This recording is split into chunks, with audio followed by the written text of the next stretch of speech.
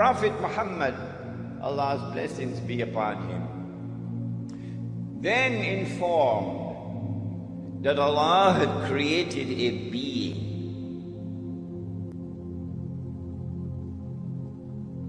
and Allah had committed to that being the mission of impersonating the Messiah, pretending that he is the Messiah. So he is the great pretender. And that he is known as Dajjal, al-masih ad-Dajjal, Dajjal, the false Messiah or the Antichrist. Dajjal means one who deceives. And so the Antichrist has a PhD in deception. In everything connected with the Antichrist, appearance and reality are opposite to each other. If the Antichrist is to successfully impersonate the true Messiah, it follows that he also must attempt to rule the world from Jerusalem with what would appear to be eternal rule. Only then can he declare, I am the Messiah. If he is to do that and convince the Jews that he is indeed the Messiah, then it follows logically, number one, he would have to liberate the Holy Land for the Jews. Number two, he would have to bring them back to the Holy Land to reclaim it as their own.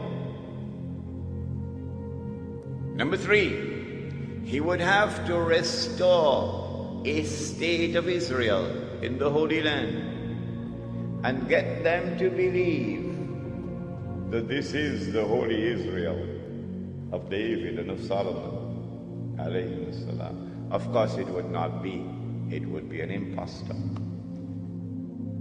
Then they would be convinced. And finally, he would have to cause that state of Israel to become the ruling state in the world. Only then would he be able to rule the world from Jerusalem. Then he can get up and say, I am the Messiah. And they would believe that he is indeed the Messiah. And then he could rub his hands and he can say, mission accomplished. The blessed Prophet sallallahu ta'ala alayhi wasallam declared, every prophet warned his people about the Antichrist, about Dajjal, the false Messiah. And the prophet Noah warned his people. But I say to you something that none have said before me. The Antichrist sees with one eye, his left eye. He's blind in the right eye. It looks like a bulging grape. But your Lord is not one-eyed.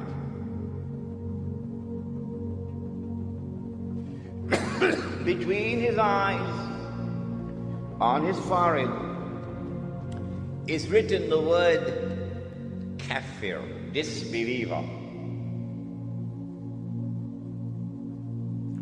And every mu'min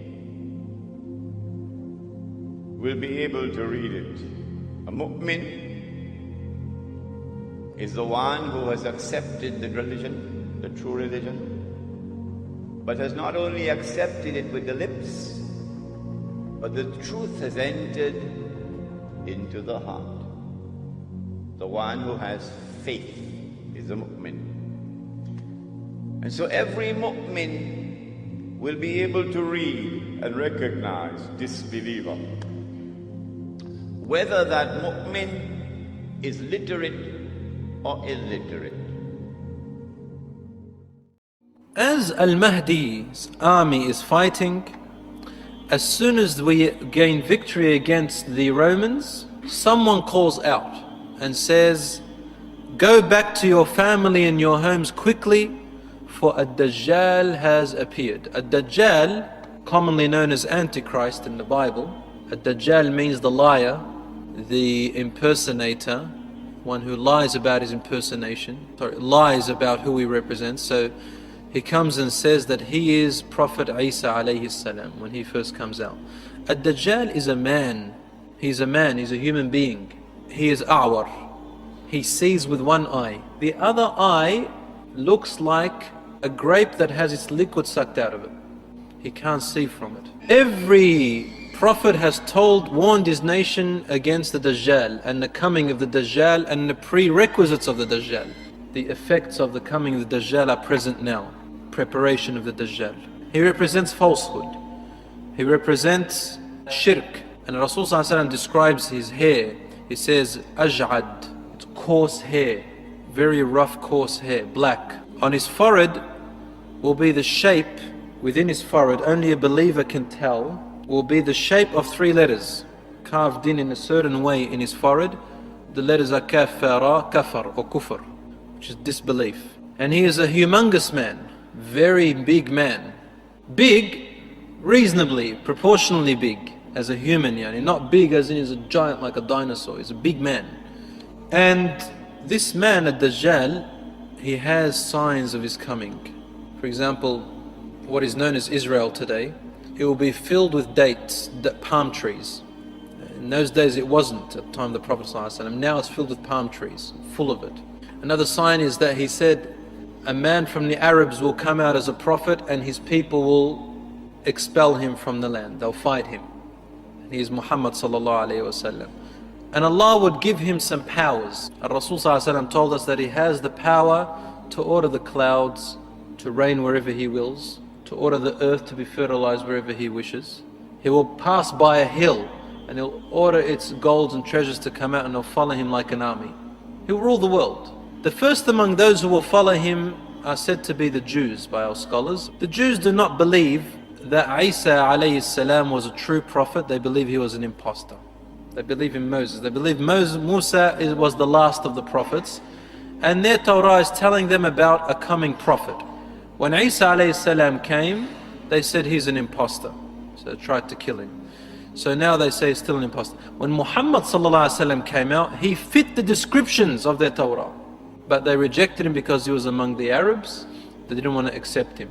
So they've made up their own laws and saying that we are still waiting for the prophet to come, the true Jesus. And a Dajjal will come out and say, I am Jesus Christ. And they like his ways. They will follow him.